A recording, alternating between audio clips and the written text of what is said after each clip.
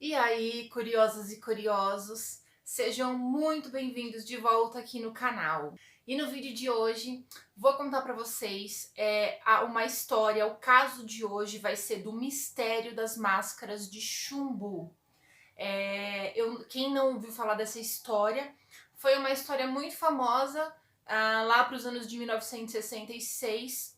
Para quem é mais ou menos daquela época, deve ter ouvido muito falar dessa história, mas para quem é um pouco mais novo, provavelmente não conhece essa história ainda, tá bom? Então eu vou contar, porque inclusive tem atualizações sobre essa história também, tá bom? Mas da gente continuar esse vídeo, eu já vou pedir para vocês, não esquece de deixar o like para mim e se inscrever aqui embaixo e compartilhar para me ajudar, beleza?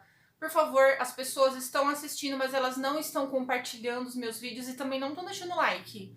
Poxa, custa nada, né? Nem dói, nem machuca o dedo, não dói o dedo, nem paga, né? Então, faz favor aí, please, tá bom?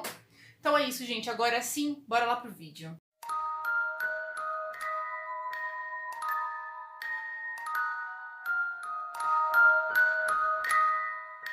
Bom, gente, então é assim, no dia 20 de agosto de 1966, exatamente nesse dia, dois homens foram encontrados mortos no alto do Morro do Vintém, em Niterói, no Rio de Janeiro. Não havia sinal de luta, de violência ou de luta corporal, tá? E eles foram encontrados deitados de costas em cima de algo que parecia uma cama feita com uma folha chamada pintoba, que é um tipo de uma palmeira. Os corpos, eles estavam assim, bem vestidos, eles trajavam ternos e também eles estavam usando capas de chuva, mas eles estavam em estado já bem de decomposição, eles estavam em estado de putrefação já. Do lado dos corpos havia um estranho marco de cimento, também tinha lá uma garrafa de água mineral magnesiana, uma folha de papel laminado, que foi usado como copo, um embrulho de papel com duas toalhas, um par de óculos preto com uma aliança em uma das hastes, um lenço com as iniciais MAS, duas toscas máscaras de chumbo, um papel com equações básicas de eletrônica e um estranho papel com a seguinte escrita: 16h30 estar no local determinado, 18h30 ingerir cápsula após efeito, proteger metais e aguardar. Então, foi realizada a autópsia nos corpos e, na verdade, não se teve nenhum tipo de resultado, ninguém conseguiu descobrir qual tinha sido a causa da morte, porque ali não havia nenhum tipo de sinal de violência, ou nenhum tipo de droga, de contaminação, de nada. Então ninguém conseguiu descobrir do que esses dois homens haviam morrido. Foram também realizados diversos exames toxicológicos nos pedaços das vísceras, né, dos corpos, mas não constou nada, tudo dava negativo também. Mas, como eles portavam documentos, então foi fácil identificar quem eram eles. E eles eram técnicos em eletrônica e eles eram sócios. E os nomes deles eram Miguel José Viana, de 34 anos, e Manuel Pereira da Cruz, de 32 anos. Eles eram moradores da cidade de Campos dos Goitacazes, no Rio de Janeiro. Os exames grafotécnicos que foram feitos ali naquele papel com aquele bilhete acabaram sendo vistos que a letra era do Miguel José Viana. Para complicar ainda mais esse caso, na noite em que os radiotécnicos eles morreram, que foi no dia 17 de agosto de 1966, porque os corpos só foram encontrados no dia 20 de agosto, né? Várias pessoas nesse dia, no dia 17, acabaram ligando para a polícia dizendo que haviam visto um OVNI ou algum objeto luminoso ali no alto do Morro do Vintém, exatamente naquela mesma noite. Mas até hoje a polícia ela não soube explicar o que realmente aconteceu ali, né? Mas agora, pra gente entender um pouco, eu vou voltar um pouco a história lá no começo, quando antes do Miguel e do Manuel morrerem, tá bom? Para ver se a gente entende um pouco essa história. Bom, Era agosto de 1966, não se sabe exatamente o dia. O Miguel e o Manuel, eles tinham uma oficina lá no Rio de Janeiro, né? E lá eles fizeram essa máscara de chumbo. E sabe-se isso porque foi encontrado lá na oficina deles o restante da placa dessa máscara. Então era dia 16 de agosto de 1966 e o Manuel, ele disse para a esposa dele que ele iria para São Paulo junto com o Miguel para comprar um carro e também para comprar alguns componentes de eletrônica para um estoque que ele precisava lá na oficina dele. Então ele embrulhou 2 milhões e 300 mil cruzeiros, que é referente a $1.000, para levar na viagem. Mas no dia 17, às 9 horas, os dois, eles tomaram um ônibus ali na rodoviária com destino a Niterói, e não a São Paulo, como eles haviam dito para a família deles. E nesse mesmo dia, às 14h30, eles chegam em Niterói. Até das 14h30 até o instante em que eles morreram, a polícia ela acabou descobrindo que eles passaram numa loja de componentes eletrônicos. Eles também passaram numa loja e compraram capas de chuva. E embora naquele dia estivesse chovendo, eles saíram da loja às pressas sem vestir as capas. Eles passaram num bar, compraram uma garrafa de água mineral magnesiana, não esquecendo de pegar o comprovante do vasilhame para poder devolver na volta.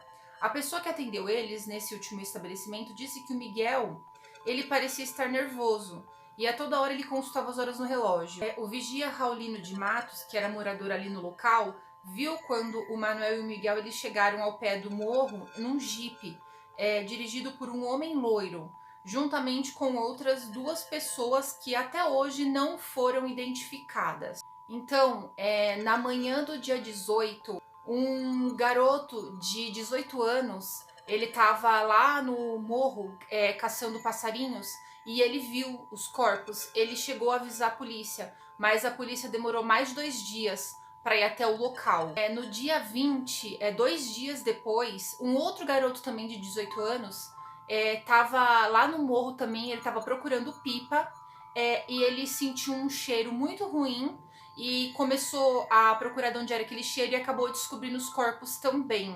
Esse garoto, ele acabou avisando a polícia também, mas somente no dia seguinte é que a polícia resolveu subir o morro.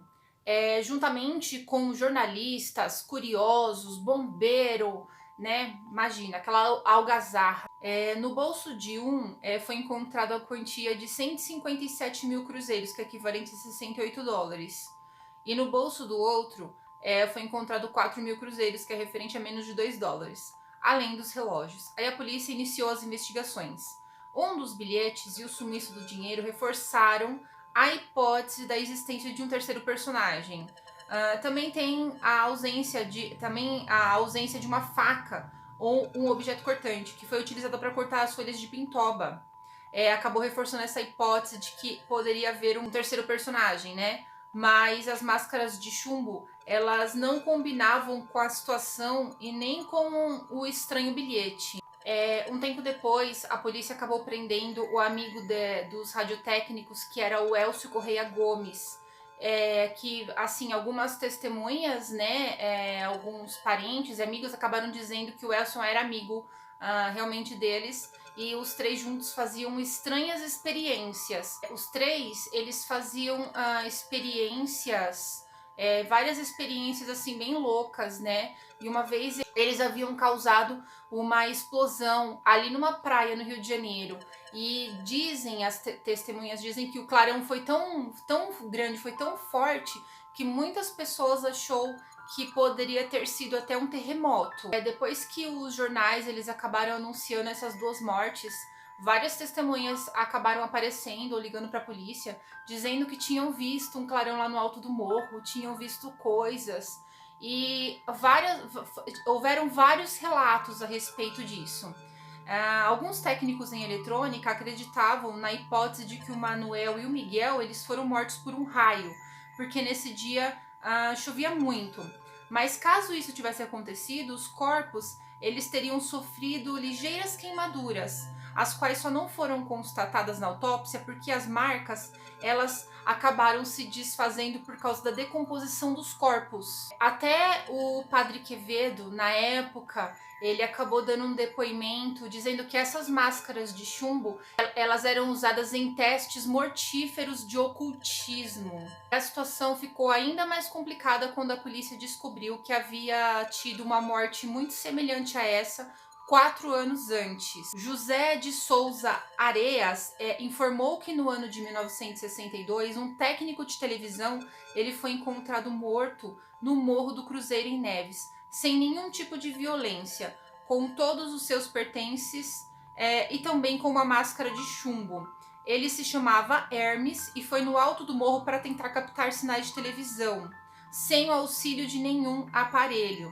Disseram que ele engoliu um comprimido redondo e morreu porque não estava fisicamente preparado. Então, após muita investigação e várias hipóteses, no dia 25/8, os corpos eles foram exumados para fazer mais testes, para tentar se descobrir alguma coisa que ninguém tinha descoberto de repente, mas de novo, nada foi descoberto. Bom, em maio de 1969, a Justiça Brasileira ela arquivou esse processo por falta de provas. Em 1980, um novo mistério. O cientista e ufólogo Jacques Vallée, que trabalhou na NASA, veio ao Brasil para pesquisar esse caso. Ao chegar ao local com a sua esposa e mais 2 pessoas, eles ficaram estarrecidos. No local onde foram encontrados os corpos não havia vegetação alguma, estando o local praticamente demarcado como se alguém tivesse contornado os corpos. E o solo estava como se tivesse sido calcinado, quer dizer, meio queimado, sabe? Por que não cresceu mais nenhuma vegetação no local onde estavam esses corpos? E qual fenômeno teria provocado esse acontecimento? Eram as perguntas principais. As perguntas, elas eram muitas, né? E esse mistério das máscaras de chumbo acabaram sendo uma incógnita. A polícia, ela não conseguiu esclarecer o que havia acontecido naquele local. Esse caso, ele foi divulgado no programa O Linha Direta, que passava na Rede Globo.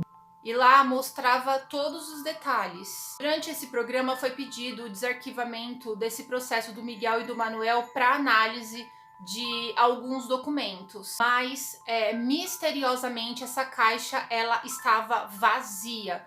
Todos os documentos eles haviam sumido. Muito estranho esse caso, né, gente? E esse é mais um dos grandes mistérios que provavelmente nunca será esclarecido, né? Provavelmente. Me conta aqui nos comentários o que vocês acharam dessa história. Me deixa aqui pra mim também. Eu queria saber o que vocês acham que aconteceu, né? Porque é muito esquisito. Vocês acham que de repente realmente foram OVNIs, foram os ETs? Não sei. Que fizeram alguma coisa? Não sei. Ou foi alguma outra coisa? Ou foi droga que eles usaram? Sei lá, deixa aqui nos comentários o que vocês acham, ou se vocês acham que foi alguma coisa diferente do que eu tô dizendo também, tá? Pra gente deixar essa história aqui mais interessante, tá bom? Então é isso, gente, espero muito que vocês tenham gostado, tá? E espero que você já tenha deixado seu like pra mim, tá bom? E tenha se inscrito aí no meu canal pra me ajudar, tá bom? Porque eu tendo mais inscritos, eu pretendo colocar mais vídeos aqui no canal pra vocês, gente, tá bom? Então ajuda deixando o like e se inscrevendo aí no canal, tá bom? E você também ajuda muito se você compartilhar, beleza? Então é isso, beijo, até o próximo vídeo, até a próxima segunda, até o nosso próximo caso, tchau!